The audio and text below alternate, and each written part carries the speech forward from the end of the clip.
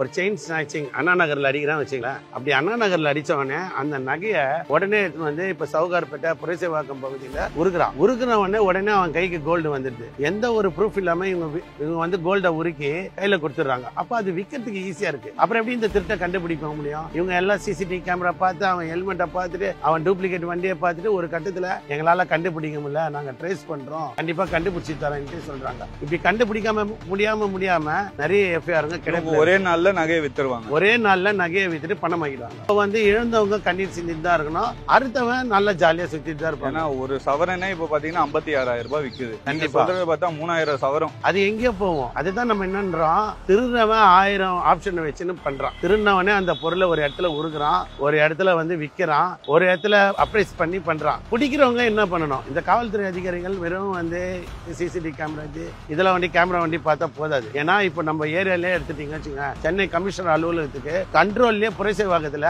நிறைய கோல்ட உருகுற இடம் இருக்கு. இந்த கோல்டு உருகுற இடத்துல 1 கிராம் ஒரு பிரச்சனை கிடையாது. ஆனா 5 சவரம் 10 சவரம் வந்து உருக்க வந்தாங்கன்னா உடனே காவல்துறை கட்டுப்பாடுக்கு தகவல் கொடுக்கணும். கோல்டு இருக்கு, மெல்ட் பண்ணி டெம்பர் பண்ணும். எவ்வளவு டெம்பர் இருக்கு? கோல்டு करके purity 1 gram to 100 gram to 70 rupees. ஓ, 1 கிராம்ல இருந்து 70 கிராம் வரைக்கும் 70 rupees. அவ்வளவுதான். மெல்ட் பண்ணி கொடுத்துருவீங்க. டெம்பர் சவுகார்பேட்ல எங்க? அட்ரஸ் இருக்கா? ப்ரூஃப் எதனா கொடுக்கணுமாவையா? வீரப்பன் ஸ்ட்ரீட், வீரப்பன் தெருல டோர் நம்பர் சூர்யா டச்சா அது இருக்கு பாரு. இங்கே பண்ணி கொடுத்துருவீங்களா? இங்கே பண்ணிடுவீங்களா?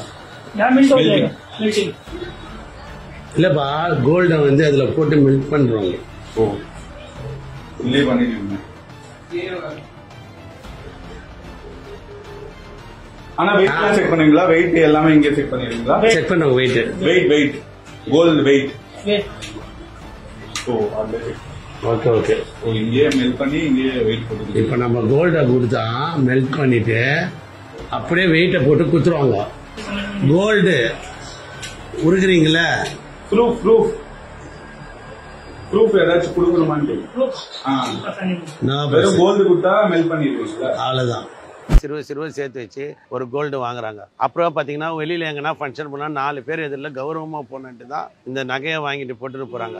அப்படி அவங்களுடைய கௌரவத்துக்காக போட்டுன்னு போற நகையும், கஷ்டப்பட்டு வாங்குற நகையும் அசால்ட்டா ஒரு திருட அறுத்துட்டு போயிடுறான். அறுத்துட்டு போய் அவன் சொகுசா வாழ்றான். இப்ப இந்த மாதிரி ஒரு விஷயம் பாதிக்கப்படுறவங்களுக்கு முழுமையா காவல்துறை கண்டிப்பா நடவடிக்கை எடுக்கணும்ன்றது தான் எங்களுடைய இது. ரொம்ப நன்றி. ரொம்ப நன்றி.